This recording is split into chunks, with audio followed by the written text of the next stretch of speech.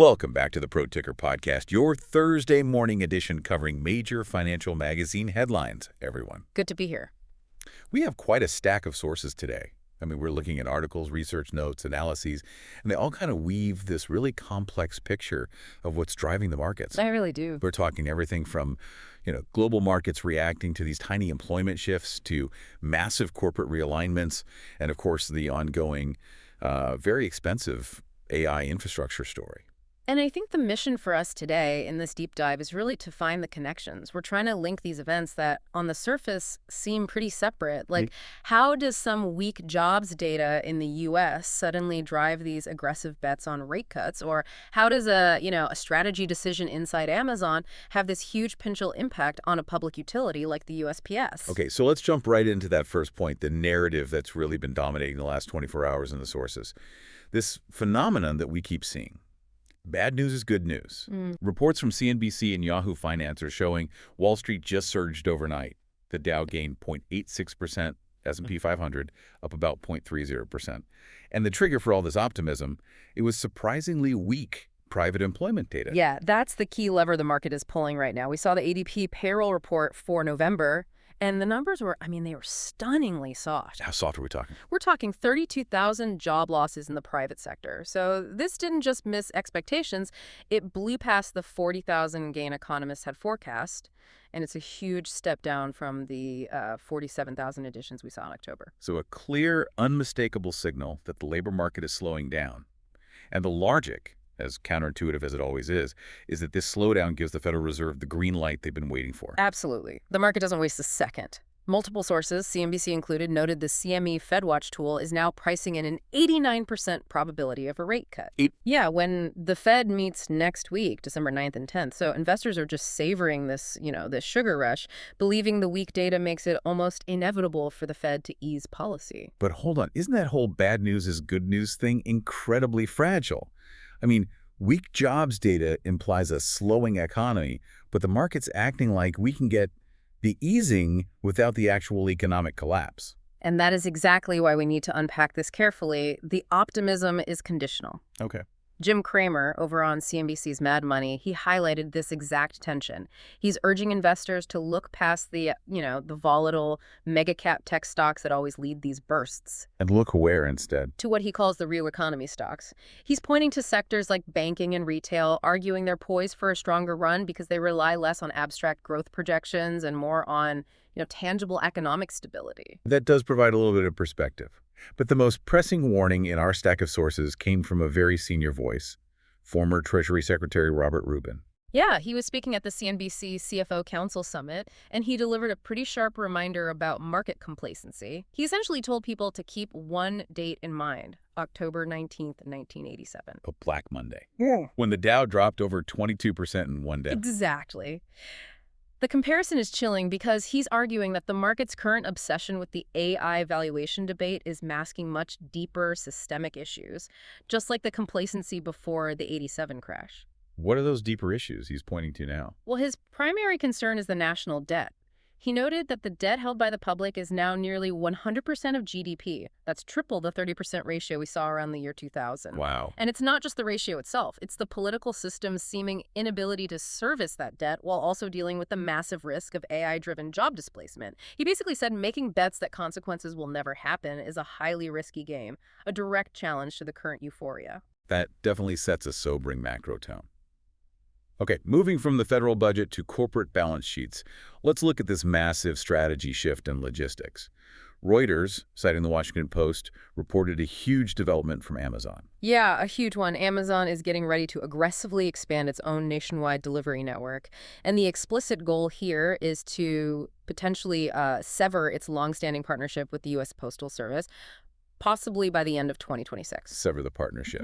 How big of a deal would that be for the USPS? Monumental. Amazon has been the Postal Service's largest single customer. The reports indicate that the partnership brought in over $6 billion in annual revenue in 2025 alone. $6 billion. $6 billion. You don't just replace that. That's the kind of revenue loss that fundamentally changes how a public utility has to operate. It forces an immediate and probably drastic reevaluation of costs and footprint. Meanwhile, the regulatory heat on big tech just keeps rising, especially over in Europe. Let's shift our attention to Meta Platforms. They're facing a full-scale antitrust investigation from the European Commission, according to Bloomberg and CNBC. Right, and this investigation is laser-focused on Meta's new policies for AI features inside WhatsApp. Okay. The EU's concern is that these policies are basically anti-competitive. They argue it's making it impossible for rival AI providers to get access to the WhatsApp Business API, which is incredibly valuable. If you control that access point, you essentially shut out your competitors. And if they're found in breach, the penalties are severe. Oh, they are. Fines could go as high as 10% of Meta's global annual revenue. Wow. Now, Meta, in their official response, they quickly said the claims are baseless. They argued that the API just wasn't designed to support these resource-heavy AI chatbots, and these rival tools were, quote, putting a strain on our systems. And right in the middle of all this tech tension, we also saw a pretty notable executive move on the talent front. Alan Dye, Apple's head of user interface design, is leaving. And he's going to Meta. Dye was a key design leader at Apple. He was the designer behind that Liquid Glass update for iPhones and Macs. The one that got really mixed reviews when it shipped in September? That's the one, yeah. It really divided people. So losing an exec with that kind of history, especially to a direct competitor like Meta, who is desperate for top design talent for their AR and AI products, that signals a really serious battle for human capital. Which brings us perfectly to the core of the AI investment ecosystem itself. The money, the risk, and the sheer infrastructure needed to support it all. The whole narrative around AI valuation is getting a lot more nuanced. Yahoo Finance reported that major analysts at BlackRock and Bank of America are rejecting the simple bubble framing. Okay, so what are they calling it instead? Yeah. Well, BlackRock calls the current corporate spending on AI the actual macro story. They're arguing this level of investment could permanently push U.S. GDP growth above that long-standing 2% trend line. They see it as a structural economic shift. Not just speculative hype, but Bank of America had a crucial counterpoint, right? They did. BofAG agrees it's not a 2000-style dot-com bubble, but they warn the real risk is what they call an air pocket. An air pocket, what does that mean? It means the problem isn't necessarily the valuation of the companies, but the practical physical constraints, the bottleneck. They forecast hyperscaler spending hitting an incredible $510 billion in 2026. But the sheer challenge of matching that capital spend with the limits of physical infrastructure, especially power, could seriously spook investors. And the financing for this whole build-out is already showing signs of stress. Bloomberg detailed that Morgan Stanley is thinking about offloading some of its data center loan exposure. They're using something called a significant risk transfer, or SRT. It's a complex banking move, but the simple explanation is key. An SRT lets a bank package up and sell off the credit risk of loans they hold. It frees up capital. So why do they feel the need to do that? Because they're worried about being overexposed. Their strategists forecast $3 trillion will be spent on data center infrastructure through 2028, with about half of that needing debt funding. The concern is that banks are becoming dangerously concentrated in a very small group of companies. They need to de-risk. So that infrastructure bottleneck isn't just a concept, it's creating real financial risk right now. Precisely. And that bottleneck, the permitting, the power, the construction, is exactly what's driving new partnerships. Reuters reports that Palantir is teaming up with NVIDIA and the utility CenterPoint Energy. On what? On new software they're calling Chain Reaction. It uses AI to tackle these exact logistical challenges of building these huge data centers, automating supply chains, streamlining construction, and speeding up the slow, complex process of getting permits for grid upgrades. It's a direct response to that air pocket warning from BofA. And on the political side of AI, we saw NVIDIA's CEO Jensen Huang meet with President Trump to talk chip export restrictions. CNBC covered this. Yeah, Huang sounded pretty relieved that the GAIN AI Act, which would have prioritized U.S. customers over China, was left out of the defense bill. And he went on to criticize state-by-state AI regulation, arguing that a patchwork of rules would, quote, drag this industry into a halt. So he wants federal oversight. He does. He said a single federal AI regulation is the wisest path forward to maintain America's lead. That focus on global trade leads us right into our final section. Geopolitical fault lines and commodities. And volatility is really the theme here. Copper, which is often a barometer for global economic health, hit a record high of $11,540 a ton on Wednesday, according to Bloomberg. What's driving that? It's being fueled by fears of a global supply squeeze and also a rush to ship the metal before new U.S. tariffs kick in. It's pulling demand forward. But again, we see the big banks pumping the brakes on the euphoria. Goldman Sachs, while they raised their forecast for early next year, warned this breakout above $11,000 won't last. Right. Their analysis predicts prices will be stuck between $10,000 and $11,000 in 2026. The reason for their long-term caution is that their supply models suggest global mine supply will actually outstrip demand until at least 2029.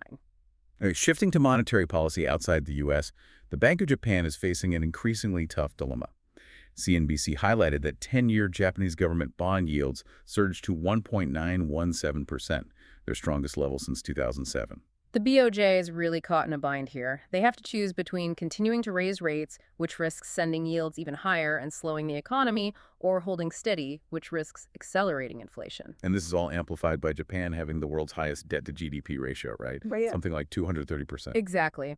But experts cited in the sources are actually cautious about predicting a catastrophic unwind of the yen-funded carry trade. Well, why is that? It's nuanced. It seems Japanese investors, especially retail and asset managers, continue to be net buyers of foreign bonds for the better yields.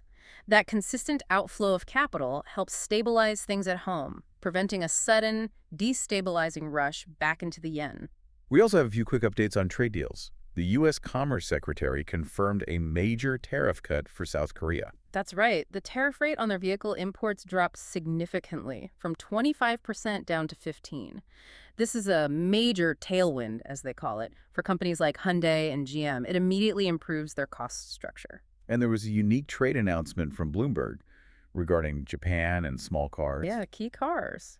President Trump approved plans to relax fuel efficiency standards to allow these small, fuel-efficient Japanese cars to be made and sold in the U.S. They don't currently meet U.S. safety standards, but it opens a new path for high-efficiency vehicles to enter the American market. And finally, we have to touch on this serious geopolitical fault line between Russia and Europe. Russia's Deputy Chairman Medvedev delivered a pretty stark warning about frozen assets. He warned that the EU's plan to use $105 billion of frozen Russian assets through a kind of reparations loan for Ukraine could be considered a casus belli. A justification for war. A formal justification for war. The EU isn't seizing the principle, but they're using it as collateral to issue a massive loan. Russia sees this as indirect theft and an act of extreme financial aggression. And this warning comes even as peace talks are, ongoing in various forms around the world. So this whole deep dive has really shown us a market that's running entirely on hope. The hope for rate cuts, which is being fueled by negative labor data. And at the same time, we're balancing these massive long-term structural bets like the AI build-out against this persistent and intense friction, whether it's EU antitrust, Amazon, the USPS, or the ultimate geopolitical threats. The central tension really is about the scale versus the limits of this AI boom. The massive investment required, we're talking $5 to $8 trillion globally by 2030, is facing very real physical limits. BlackRock noted that AI data centers could eat up 15 to 20% of the entire U.S. electricity supply by the end of the decade. That's an incredible figure. It is. So considering all these bottlenecks we discussed, the debt exposure, the permitting, the grid capacity, here's the thought for you to mull over. Does the physical infrastructure risk, that air pocket, actually pose a greater immediate threat to the market than our more traditional concerns about a valuation bubble? A truly provocative thought to close on. We'll see you all tomorrow morning with new headlines from major financial magazines.